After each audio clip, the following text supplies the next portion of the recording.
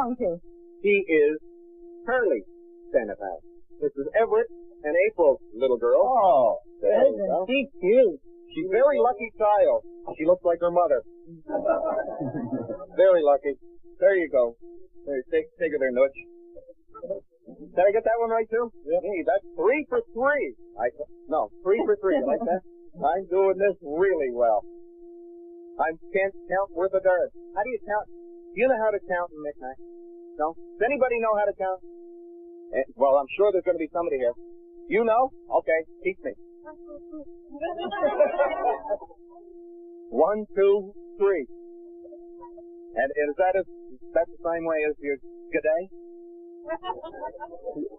She sounded like Crocodile Dundee of Bigcove here a minute ago. Now you tell me 1, 2, 3. I am going to get a lesson to learn how to count, Curtis Hill. I promise you that. Charlie, time for your close-up as we go back to Curtis Hill. She's beautiful. Everett was telling me she's starting to cut some teeth. Oh. And he's having a good time at the drill bucket. Ooh, yeah, that should keep them busy. All right, time for this morning's Bureau Mail. It comes from Judith Power of Monroe Street in Riverview, New Brunswick. And this is so cute. Dear Jill and Chris, breakfast television is a great waker-upper in the morning, and everyone should watch it. My friend and I were at Tim Hortons in Movie Review to see Scott last week. He's certainly not still a moment, is he? Always into mischief. He must be challenging to work with. Well, this woman pegged him, didn't she? Does Scott have a fan club? If he doesn't, he should. Even though I'm almost old enough to be his mother, I consider myself to be his #1 fan. Well, there you go. So she included the letter and the mugs, the coffee mug posters. Yeah. And she would certainly treasure these 2 mugs. Good news, Judy Power. We will send you a mug, and you can be the official president of the Scott Sports Fan Club. Yep, members everywhere. Yeah, where's my mug? No, it was here. Now, if you folks would like to get your hands on one of these mugs, all you need to do is drop us a line on Breakfast Television. Post Office Box 1653 in Halifax, Nova Scotia. Mr. J. 2Z4. And you don't have to include a gift. No, but we get lots of them. Oh, we sure do, yeah. They're excellent posters, County people, I think. I think we'll leave these here. What do you think? All right. Put your mug on one. Hey, our friends from Shoppers Drug Mart are here this morning with another marvelous makeover, and in a moment we're going to go back to Bigcove and check that stock out. Sounds good. What an act it is this morning. We're back in a couple minutes.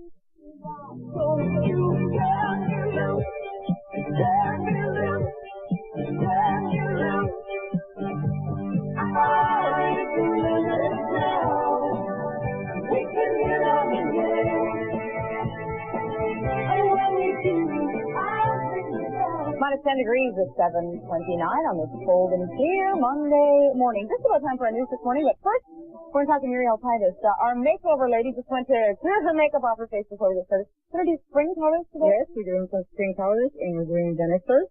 And she's got pink on her tone, so we're going to go all with very pastel, cool tones. There are lots of gorgeous colors up for this spring, aren't there? Yes, there are. They're very natural, and lots of nudes and lots of pink.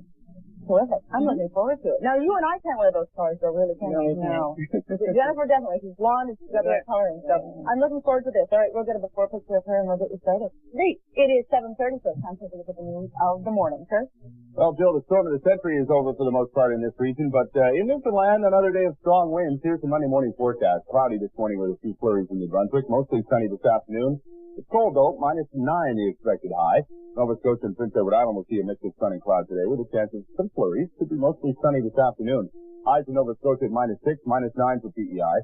Winds in all 3 maritime provinces about 40 kilometers an hour. The wind warning has been continued for all of Newfoundland. Gusts up to 100 kilometers an hour expected today, causing blowing snow. Otherwise, sunny with flurries, temperatures dropping down to -6 degrees. In the news this morning, a gypsum carrier with a crew of 33 has sunk about 110 kilometers off Nova Scotia's southwestern tip. It's not known whether the crew of the Bond conveyor managed to make it into lifeboats. Search and rescue officials in Halifax say a British vessel in the area is searching for any sign of the crew, and a Canadian Forces Aurora plane is conducting an air search. A full-scale air search began at daylight using search and rescue helicopters, Navy helicopters from Halifax, and a DFO chopper from Yarmouth. The Rescue Coordination Center says it began monitoring the 177-meter vessel yesterday afternoon when it began having difficulty in a storm that struck the area. The Bond conveyor was on its way from Halifax to Tampa, Florida. The crew of 33 are British and Chinese. A brutal winter storm intensified as it passed through the Maritimes over the weekend. The storm paralyzing much of the eastern United States before moving northward, whipping the Nova Scotia shoreline and jumping up to 30 centimeters of snow, even more in parts of northern New Brunswick. But the Atlantic region fared much better than the United States, where more than 100 deaths were linked to the storm. Packing winds of almost 200 kilometers an hour, the storm left a twisted path of torn roofs, damaged homes, and power outages. John Lade of Environment Canada's weather office in Toronto says it's not quite over. He says another less severe storm is expected tomorrow, hitting central Ontario first before traveling east to the Maritimes yet again. That storm did most of its damage along the eastern seaboard of the U.S., the blizzard leaving 112 people dead, as much as 1.2 meters of snow. Wind and record cold following the storm's wake today. The mercury registered a minus 16 degrees in Celsius in Birmingham, Alabama yesterday, and Vermont recorded a wind chill of minus 40. U.S. Weather Service warns that a hard freeze could hit most of the deep south this morning, threatening crops. Air travel around the U.S. remains backed up. Airports in Atlanta, Washington, New York, Boston, other cities slowly reopening today, but there have yet to be many flights. Back in this country, the race for the Tory leadership has been trimmed by two. Cabinet Ministers Barbara McDougall and Bernard Balfour have scratched their names off the list of potential candidates. McDougall, the External Affairs Minister, says she wants to broaden her horizons and won't seek re-election. Balfour says he could have made a convincing showing, but adds the contest would have cost too much personally. Neither Balfour nor McDougall would say if they would throw their support behind any would-be candidates. Tory MP Patrick Boyer is the only declared candidate in the race, but he may be joined by Jean Charest. Montreal's La Presse newspaper says the Environment Minister will announce his candidacy tomorrow night. Quoting unidentified sources, the newspaper says about 20 Quebec Tory MPs will join Charest for his announcement.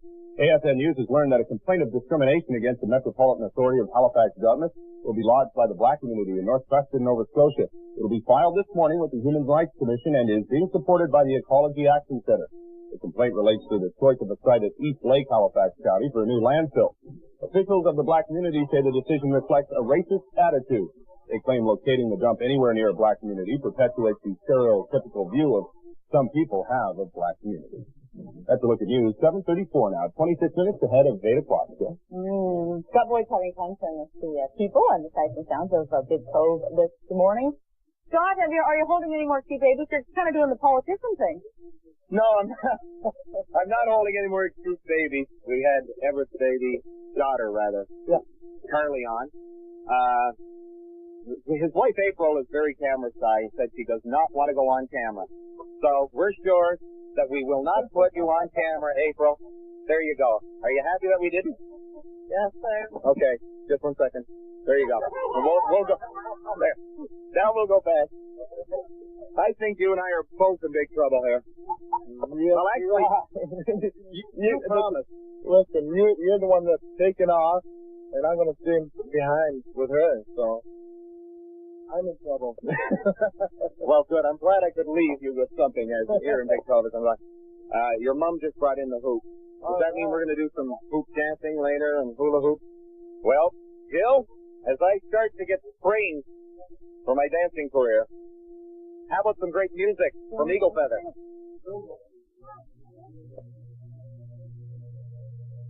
All right, we do have some great music this morning from Eagle Feather. Got a couple of sit-ins. You guys are just filling in. You don't normally play with Eagle Feather. No, I don't. You got your own band. Yep. I play in a band called Overtime. All right. Now, how did they convince you to be part of this morning? Well, they needed their normal keyboard players out of town. So, what a nice song. I'm going to go find out what they're paying. You better be real nice to him, right? Right. Yeah, all right. What are you guys going to sing right now for? Knocking on Heaven's Door. Okay. This is Eagle Feather with Knocking on Heaven's Door. What it is.